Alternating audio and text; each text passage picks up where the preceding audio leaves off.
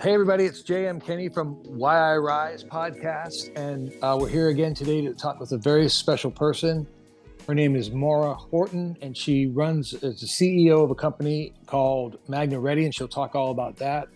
I must admit, Vinny is out on assignment today, so it's just going to be me and Maura, so it should be a good time. Please welcome Maura Horton to the show. Hi, Maura. Hey, thank you for having me. Thank you. Glad, Awesome. glad you could make it. Of course. And you're out of North Carolina right now. We're talking to you. You're in Raleigh, you said? Yeah, sunny North Carolina. It's going to be 80 degrees tomorrow. So With what kind of humidity? no humidity yet, thank goodness, but that will come. That will come by June, I'm sure. My daughter is in Sneed's Ferry, North Oh Carolina, yeah.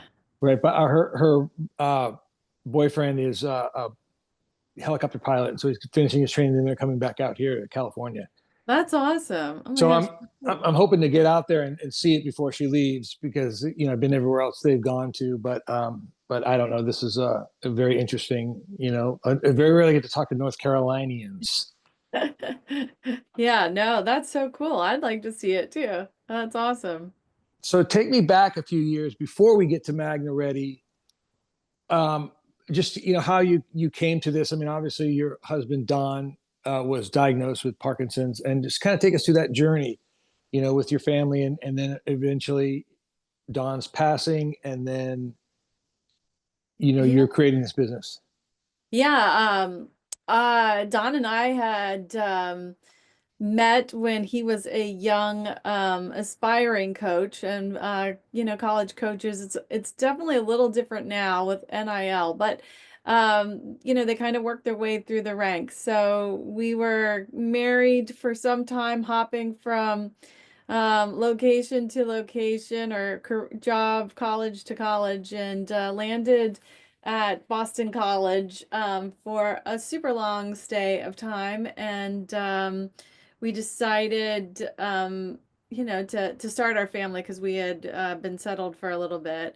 We had one daughter, and shortly after our first daughter, he started noticing symptoms of just him not being able to lift his left arm when he was in the weight room, like he could his right. And he was an avid workout. I mean, he worked out for sure 7 days a week. It was something that was a non-negotiable for him.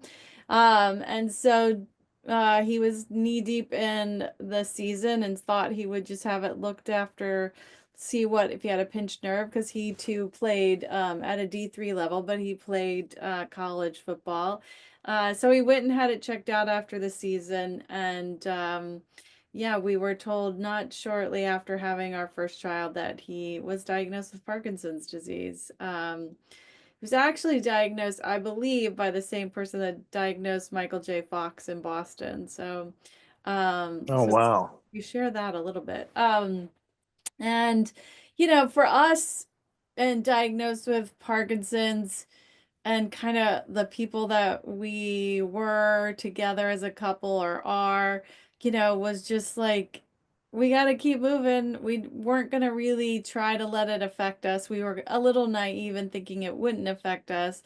But we kind of moved through our life as if it wasn't going to affect us. We were actually trying to have a second child, and um, we had a few, miscarriages along the way, but kept persevering and, finally did. But, he did ask his neurologist at the time if he thought, this was a sign and maybe we shouldn't have another child. But I remember sitting in the neurologist's office, and he said, in your lifetime, Don, there will be a cure. So, that those words still haunt me today. I do still hope, obviously, that there forever will be a cure for the many people that have it, don't know they have it, or are confused by a diagnosis, whether it's Lewy bodies or what have you. So, yeah, so that's a little bit about us. We were at Boston College for 13 seasons. I count everything in seasons, and then we came to North Carolina State, which is where his last coaching profession was, and we moved our family here and have resided here since then. And yeah, we came to, Parkinson's disease thinking again, like I said, it wasn't going to affect us, and we just kept trying to live our lives as fully as we possibly could. And I think that's a great way to go about it. I mean, I've been diagnosed for 12 years now. I was diagnosed in 2012 when I was 46. Mm. So I would be considered young onset Parkinson's, but I was um, diagnosed over at UCLA, but my doctor that had been with me for 20 years, when I first moved down here, the first doctor I got, um, he had been with me like my whole career almost. And he saw me go from a 5'10" kid that weighed about 155 to like a guy that now was carrying 214 pounds at my heaviest. And he's Mm. like, quit eating those crackers and licorice and all that shit you get on the set. And I'm just like, that's, craft service is the most amazing thing in the world. I mean, because you get every type of candy bar or whatever you want. And I'm no stranger to candy or ice cream or whatever sweets and you can get. But I just remember him saying like, he just said the strange, like not the strangest things, but he's like, I think you should go to UCLA and get checked out. And I'm like, why? Checked out for what? And he goes, let's just rule out Parkinson's. And I'm like, rule out Parkinson's? And he Yeah. goes, I go, that's an old person's disease. And he looked me right in the eye and he goes, Michael J. Fox. And he knew that I was a big fan of his. I grew up on Family Ties and all the Back to the Future movies. So he knew that would hit right to the point, meaning that, well, if Michael J. Fox can get it, I can get it, or whatever, or how do you, whatever. But I Yeah. just remember like the the UCLA doctor saying to me, "Yeah, you have Parkinson's, and that you got a good 5 to 10 years." And I was like, "I don't know what you're talking about," and I was just numb. I just couldn't do it. But the idea of I felt at that moment that I was gonna either live with it and let it dominate my life, which I did for about the first 4 years, Mm. or I could let it acknowledge it and then just go about my life, just trying to be, as staying in the game as possible. And it's like sayings I like to, quote, staying in the game, or like, it's not what you can't do, it's what you can do, Yeah. or, it's just like the way you show up. I mean, I learned a lot when I learned the word gratitude. I mean, I really couldn't understand much of what was happening to me until my wife came down one day about 4 years into it. And she said, I had this either vision or dream that you got this Parkinson's for a reason. And I was Wow. like, for a reason? I go, this is a death sentence, Heidi. This is the beginning of the end, overly dramatic.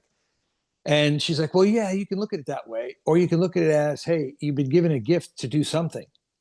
And Yeah. I struggled with that. And then I found this neuroboxing class, and it changed everything for me, because the perspective was like, I was doing stuff that I would never have done without Parkinson. Like I would never have gone boxing in the gym, and let alone be boxing, trying to be the big shot, and the 99-year-old guy next to me is going boom, boom, but he's going, it's like that old Caddyshack line when the old guy hits the ball and he goes, oh, I'm feeling hot today, honey, or whatever. It's like Yeah. I would go to a class to be a 35-year-old, to be a 46-year-old, to be a 90-year-old.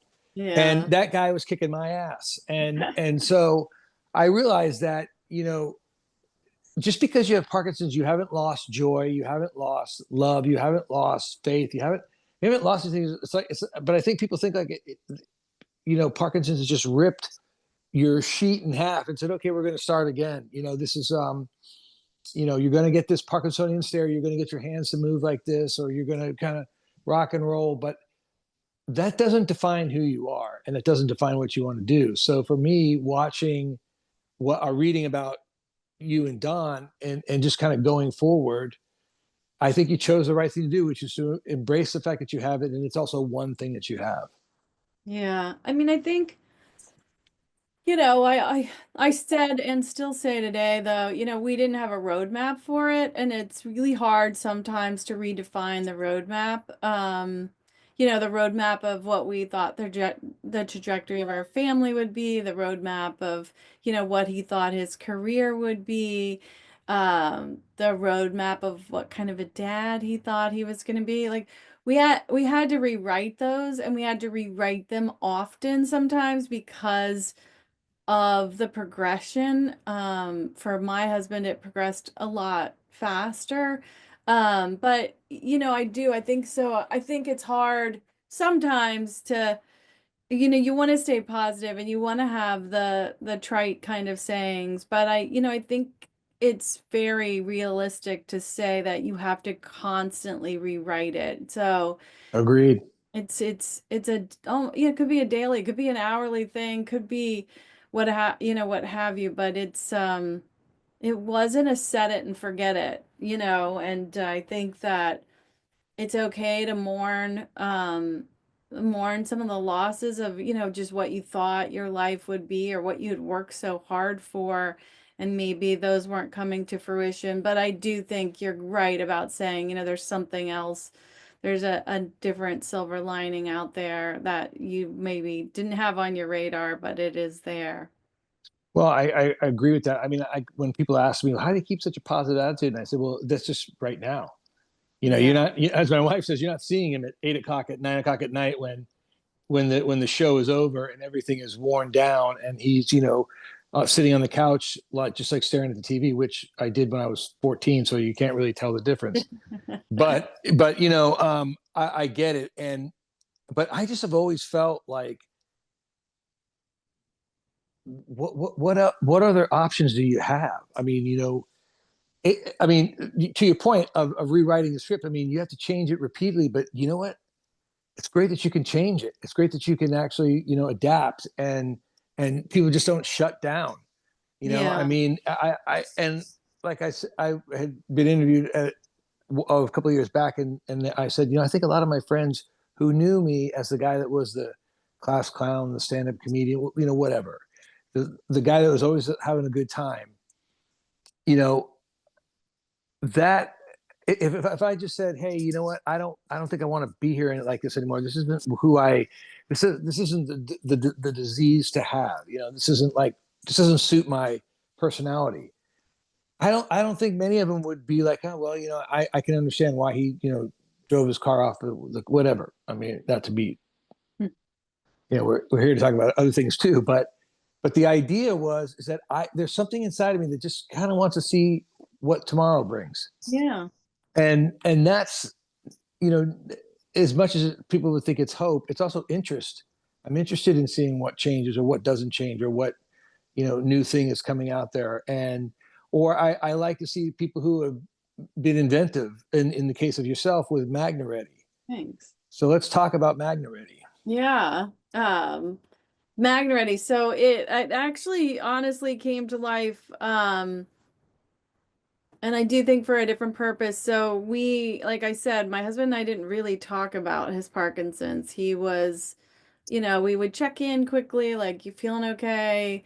And he wouldn't really be honest about maybe the trajectory of some of the progression. And so he would keep that super quiet because he was a prideful man, and part of his career is there's no signs of weakness allowed. And so one day he was trapped in a locker room after a game, unable to get dressed to catch a team plane.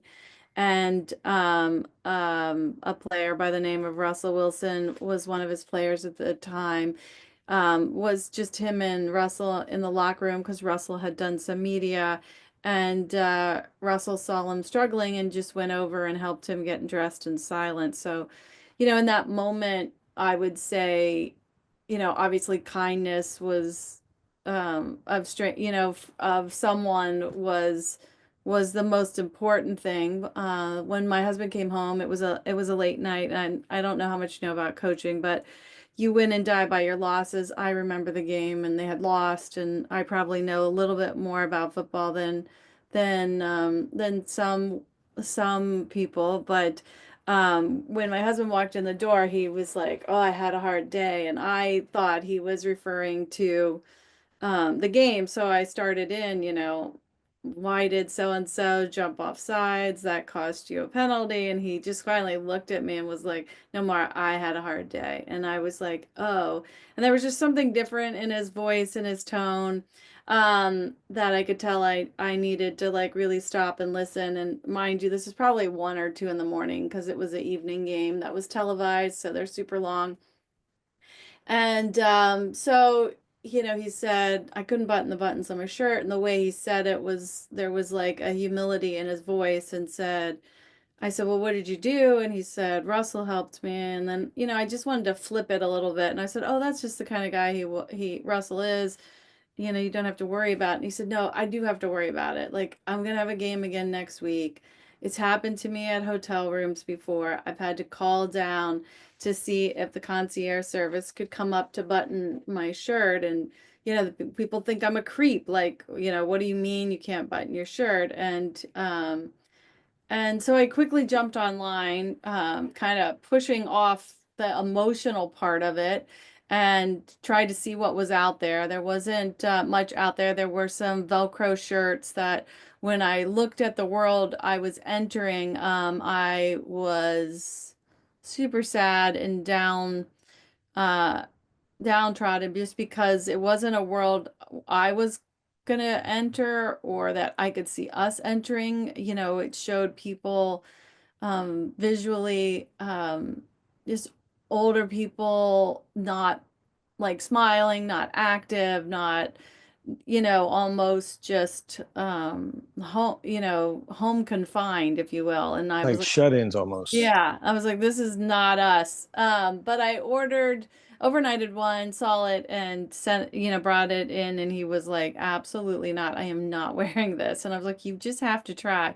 So he tried it and he came home. He said, I am never wearing that again. I'd rather ask somebody for help. So, again, we had 2 children at the time, and I had to run a small child to Target to find something, and I saw iPad covers at the time were closed by really super small magnets. And I thought, well, what the heck? Why can't I put that in his shirt as buttons? So, long story short, I that's what I did. And it gave it to him, and he was like, "Oh my gosh, this is amazing. It worked. I just ripped apart his shirt, ordered some really small magnets and put it in, which was great. It like worked. I was like, "Oh my gosh." He's like, "I think you have something." But then we washed it and it corroded because magnets generally don't like water. So I Good had to know. I had to get back to the drawing board and find a seal that would to be washable for them. So it took some time, a lot of trial and error, a lot of like excitement for our whole family, like just seeing something like newborn come to life. It was never ever going to be a company, but while I was doing all this development time, I just saw the research of how many people have that same similarity of getting dressed. That's such a personal touch point and have difficulty. And so it wasn't just Parkinson's, it was ALS, stroke, people, what I call the silver tsunami, the baby boomers of the world that just have lost a little dexterity. So there was a big commonality to it. Parkinson's is obviously the root of what we do and why we do it, but there are many other people that also have that same problem that needs to be solved for. So that's kind of how we were born. Now, did it take a while for it to take off? I mean, I mean, it looks, from the website, it looks very successful. And, it's one of those things where it's like, you're giving back and you'd almost like wish that you would no longer needed to make these shirts for people with Parkinson's because we found a cure, we found something. But this must really strike at what the heart of Parkinson's Wellness Fund is that this is something that makes people in the moment very, much more happier than struggling with the button, Yeah. or even a snap, even like a snap thing is not always the easiest thing to get off. And so, when did it start to really like, take off and how did you get it out there to people? Yeah, it took a while to develop. I did have four patents in in that industry, which takes some time. And I did have a bit of a fashion background, so I knew that I wanted to keep it out of certain places that knock off patents. So it took a little bit more time to develop. It took almost three years, and then we launched with one shirt and two colors, and I had only had like 2,000 units, which is not a lot, and it it quickly sold out. So, hopefully because I it was a good design, we had a good message, and we were trying to get to the right channels of distribution. So it did quickly sell out. I couldn't grow the way I wanted to because I was, again, a small business. So my next step was to go to the largest shirt manufacturers in the world and strike a partnership with them. And so I did do that, and eventually sold my patents. I had four in the space, and they've helped me continue to stay on and grow the company to where I had always wanted it to be, which wasn't just shirts. The technology first manifested itself for me in shirts, but the patents also had pants and any garment that had a front closure, basically. Um, so yeah, that's kind of how it started. Maybe we were just the right time, the right moment, and what people were looking for. But there's always people that don't hear, have never heard about us. So we're always happy that when people come, and we love when people share their stories, because we say our company started from a personal story, and we really like to learn about it. Humble isn't the right word. It maybe grounds me on a daily basis when I read it. As my husband died in 2016, and at that point was a real crossroads of like, do I stay in this or do I get out? Because it is emotional, right? I'd hate to be doing this if I weren't in touch with the emotional side of when someone does share something, or they're looking for something, or a customer of a long time, is no longer with us. But decided to stay in it for his legacy, and for our children as well. Like, I think until there's obviously a cure, I'm always very concerned if there is a genetic component for us, and if I can make the world a little better, then that's super important to me. How do the girls are now? I'm assuming much older. Yeah. And I how was their relationship with them, to the end? yeah, I mean they were great. Like, there was nothing that he could do that they didn't love, and vice versa. I mean, we a lot of we truly were, I still feel like we are a very close family, especially with a diagnosis. I think you kind of gather your circle a little tighter, um and I make sure that we are constantly still talking about him, and within each other, like, oh, your dad would like that, or your dad would be proud. I think that's super important. I want to make sure that they feel loved by him every day. But my oldest, or our oldest, is graduating college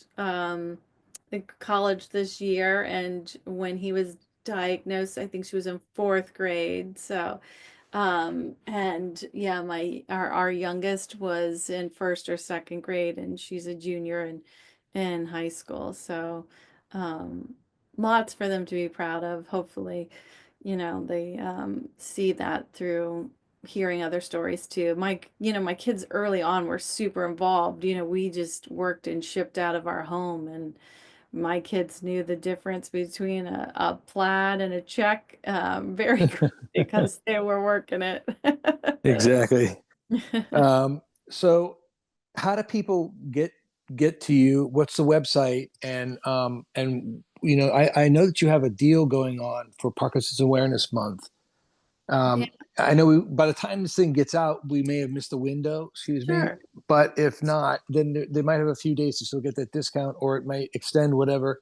Talk a little bit about going to the website and how You can do everything right there, size and colors and shapes and all that kind of stuff. Yeah, it's just www.magnaready.com, and we do have 20% off for Parkinson's Awareness Month. We do give a percentage back we to the community through different philanthropy partners. It's super important for us. You know, when I first started, or Don was first diagnosed, we, went for cure, cure, cure. But after a while, we just wanted to make sure that people could live. That's why I love what you guys do. It's super important to me that people feel empowered to live and have the resources to live, and get a ride somewhere, do whatever. There was definitely times when we could have used somebody like you all to like take the worry off of how you were going to do something. So we like to give back, is what I'm trying to say. And if someone needs financial assistance, they're more than welcome to call, and we will help in any way we can. And what's that website again? www.magnaready.com. And how long, what's the turnaround time? If somebody goes to the website tomorrow and orders a couple of shirts and a pair of pants or whatever it may be, how quickly do you turn it around for them? Yeah, we usually ship same day if it's by noon. We ship out of New York, so to get to California, it would probably be five solid business days right now, I think. But generally, you'll have it from start to end within 7 days. So we're pretty quick. Talk to me about, you touched upon it a little bit when you talk about hearing somebody's story, but I believe I was reading some testimonials from people who talk about what I am going to coin is you're giving people back their freedom, the freedom to do something that they for a while couldn't do or struggled with, and now this product allows them to just keep their dignity about them and keep them active. Yeah, I think my husband would get up, he'd get a shower, and sometimes by the time he was done getting ready for work, he was sweating again, and he'd be like, "This is no way to live." So that's when I really thought that independence, and like no one should start their morning or their night off if they can help it. Struggling to do a simple task that most of us take for granted, right? We all take for granted things that we do on a daily basis. And so that's one thing that I'd like people to check off their box so that they don't have to worry about it. But I think the other thing that's important is at night, right? It's such a super touch point for people to get out of their clothes and to get to bed. And you may or may not have a caregiver at home, and it's something that you still want to have independence in doing for as long as you possibly can. I've heard from at least two friends and countless other people. One of the things that is so frustrating is you can't get your hand in your pocket. Mm. It's like it amazes me that when the body is stiff or not frozen but like rigid, which is Mm. mine are mostly bradykinesia, which is rigidity, and I have a little bit of a tremor. Like if I'm in a situation where I'm talking and I'm holding something in my hand for a while, this might start to shake a little bit, but nothing like some of the other people that have just a continuous tremor going. And the other day I was like frustrated because I should be frustrated because my belly has grown in the last 6 months or so than when I bought these pants. But the idea that even if you have a zip up pair of jeans or whatever, there's still a button, like Hmm. button fly kind of thing. And I trying to go to the bathroom and I can't get the button, on the top of the waistband out, so I go to the bathroom. So I'm like, then I'm trying to use a zipper and that doesn't work because it's just frustrating, Yeah. and at a certain point you're just like, if I could just rip these pants off, I would, because, and it's a dignity thing because you don't feel like you're in control of your body. You don't feel like you're in control of time.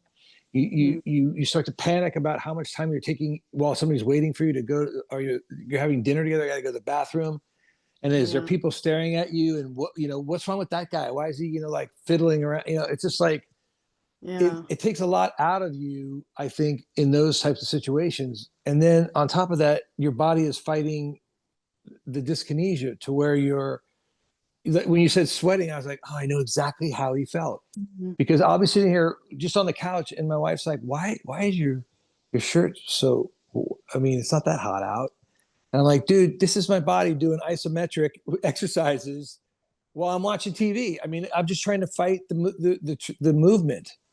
And, I think it's like anything that makes your life easier here and now, right this moment, is not better than a cure, but the closest thing to it, because it, as the disease is starting to take away things or mute things, if you will, something like your line of clothing that I don't have to worry about getting, oh, I got to wear a dress shirt today. Oh, can you button my thing? Or the tough one is the Yeah. sleeve. Can you do this and can you do that? And I just think it's just one of these weird scenarios where I'll give you an example. I was talking with Dr. Stan, I think it's Rosenberg, that he's a speech pathologist. I'm probably destroying this, but he talked to us about how he has Parkinson's now and he's going to be 70, he's going to be 80. Uh-huh. And I think he's been diagnosed for 3 or 4 years. And we were talking about the stuff of, we were talking about a baby learning to walk. And those of us that have been blessed with children have seen this experience. And we always wish we were going to be home the day the kid takes the first step. It's like, I was home. My wife was at the grocery store. I won, and I just remember him talking about it. And I remember thinking about my daughters and how each one was different. Claire is much more methodical. Grace is much more like, yeah, here I am. And they're both amazing in so many different ways, way more amazing than my existence. But what was cool is I remember they used to like pull themselves up and they would hold on to the side of the coffee table and they'd kind of shake their little bodies to try to get upright. And then they might be, so now they're standing up and they do their little, and then they'll fall down on their bum and they just do it over and over again. And Dr. Stan was equating that Parkinson's is like trying to learn how, like we were talking about the problem with walking and gaits and all that kind of stuff. And I have been just like reading as much as I can and participating as much as I can since this diagnosis, more later than in the beginning. But it dawned on me as I said, the difference is, I mean, I'm sure there are people that the baby would perceive this as being shame, but if you fall down when you're an infant trying to learn how to walk, everybody goes, you're Yeah. wonderful.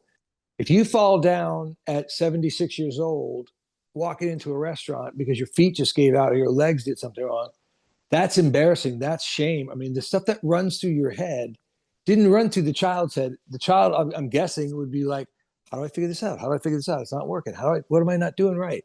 Let's try this. Whereas we are supposed to know how to walk because it's learned behavior that we learned 59 years ago. And we're looking at each other going, why am I on the ground? I mean, I know how to walk, but I can't do this anymore. So it's that shame.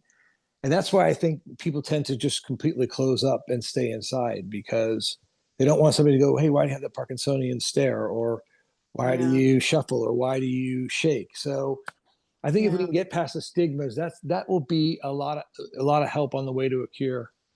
Yeah, I think though it's not just on the person with Parkinson's, it's the rest of us to show grace and kindness. Like, I'll notice for a long time my kids, we'd be out in public and even when they were, I don't know, 11 or 12, they would say, "Oh, that person has Parkinson's," and they would, help or open a door. Not that they were necessary. It's just a kind thing to do. And, I get really frustrated by the way people want to move so fast that we don't through life that they aren't allowing other people to experience life at their speed. So I get a little indignant about it. Like I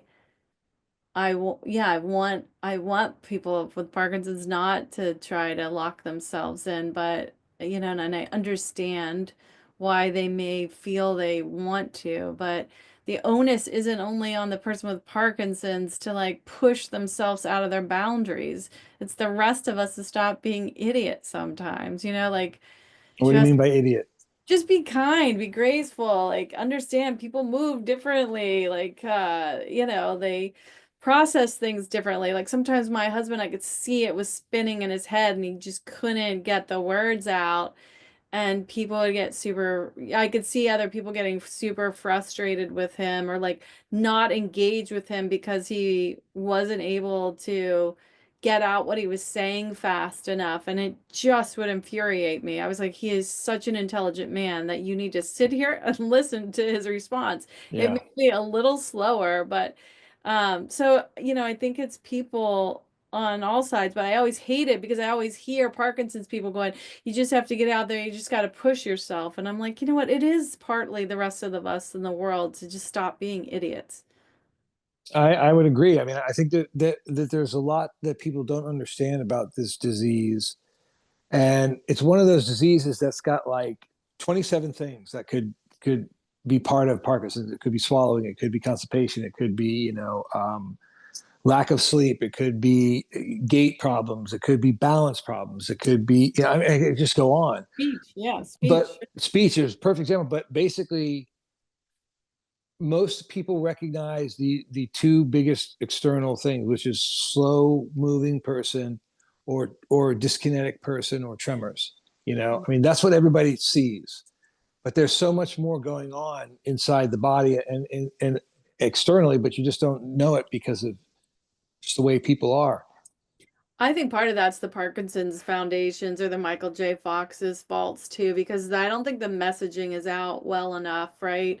Um, not that they're not doing a million things, but I do feel like the messaging or the that Parkinson's could use a rebranding and that people are more honest about that it isn't, they call it a neurological disease, but like what all that touches, just like you're saying, 27 different points. It's like, and everyone says, "Oh, it's Michael J. Fox or Muhammad Ali," or and you're like, "There's so like my husband didn't tremor, so he would freeze," and it's like there wasn't really like a role model for him. So I do think that Parkinson's could use a rebranding from a lot of the nonprofit foundations and trying to educate people because it's a journey and an arc and people need to understand it. So, Well, the thing I find most impressive about the Parkinson's Wellness Fund, um,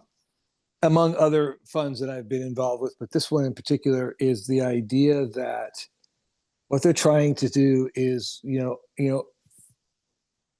it's like the journey is more interesting than the actual destination, and they're trying to give you an interesting journey while you're hopefully at the destination of a cure or a way to stop it at whatever level it's diagnosed at. But you know, I mean, people have said to me, "Well, what's the big deal about the Parkinson's Wellness Fund?" And I said, "Well, you can give me $50, or give the fund, not me, but you give the fund $50, and then I can take you in there, and I can introduce you to Maura, who just got this really cool cane that she couldn't afford, and it was yeah, donated by somebody in Hawaii, whatever."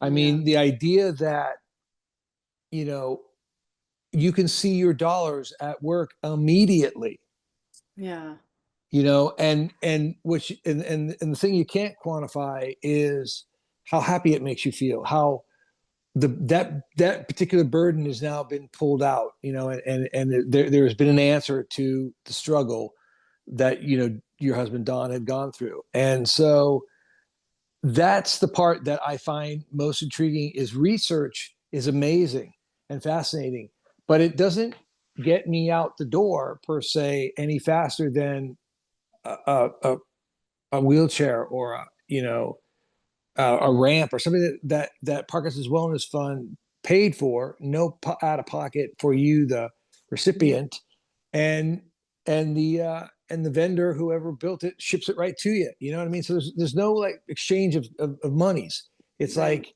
we're you tell us what you need, and the application is easy, and it's so much more interesting than going on these cool walks and doing all these types of things where you are raising money, but you're still going home, a little bit better than maybe you were when you started because of the walk, but you're not getting something that is going to give you more multiple days of pleasure or whatever, or ease.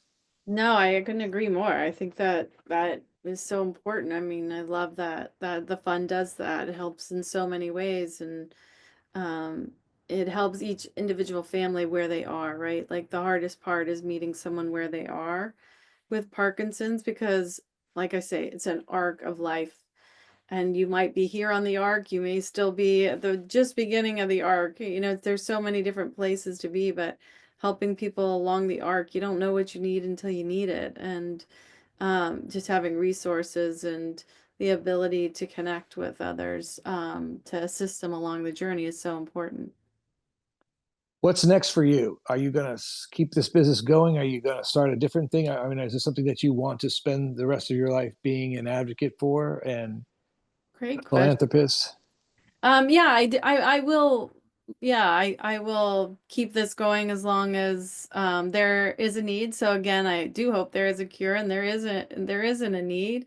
I do think that I'll continue to do that. You know, part of what I do now is some consultancy for other companies as well, and just understanding how they may talk or market to people with disabilities or diagnoses because the way that that's sometimes approached isn't always the most welcoming or um, yeah, the best way to do it. And you know, I love designing product, so I spend a bit of time helping companies design products that could be easier to use or kind of putting them together for people with Parkinson's or neurological ailment. So yeah, I think you know the best thing I think I learned through this Parkinson's journey with my husband was to be open. You know, I don't want to write the end. I'm just gonna ride the wave a little bit, just you know, to see where it takes me. Yeah, ride it as long as you can. Yeah. Are you, how did you get to know Russell? How did you meet Russell? I think Amy reached out and Okay.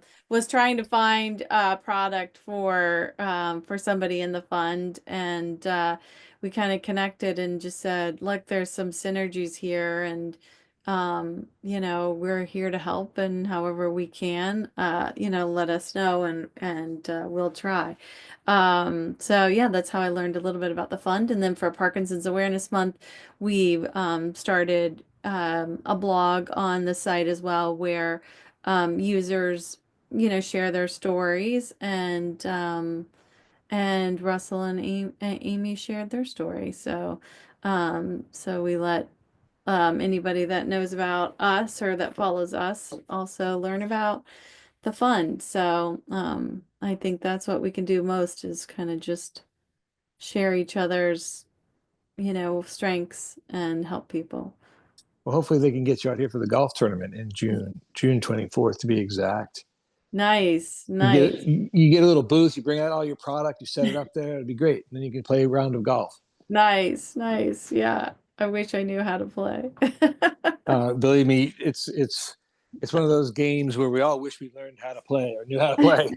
You know, even the pros. But I'm gonna wrap it up unless there's anything else you want to Yeah, add no, in. thank you. I Yeah. appreciate your time and talking with us. Again, you know, the whole goal of the Parkinson's Wellness Fund is to let people know that there are wonderful people like yourself out there that are creating either product or anything, nutrition, anything that people with Parkinson's can enjoy while they're going through life, you know, with Parkinson's, trying to find eventually a cure. But it's, you know, it's just been a pleasure to sit and chat with you and to think that, you know, there's just like there's so many people that are doing so much for this world, but they're in tiny areas. And I just hope that with this podcast, if we get more and more popular, we can really become an influencer to the Parkinson's world and get people that are doing something for Parkinson's patients or people with Parkinson's, get them together and get them in a community where they know that there are things there for them. Yeah, absolutely. Yeah, thanks for taking the time and No problem. yeah, and great luck in fundraising at the golf tournament. Yeah, it should be a blast. I mean, we had a good time last year, so I hope that this year is even better. Awesome. Maura Awesome. Horton, thank you very much. Again, the website is MagnaReady.com, and it is wonderful shirts, designer-esque shirts with the ability to not have to do the buttons. That sounds right up my alley. I'll have to be getting myself some of those as we go along. So, Maura, thank you very much, and I'll see you again. All right. Thank you. Till next time. Thank Okay, you. bye-bye.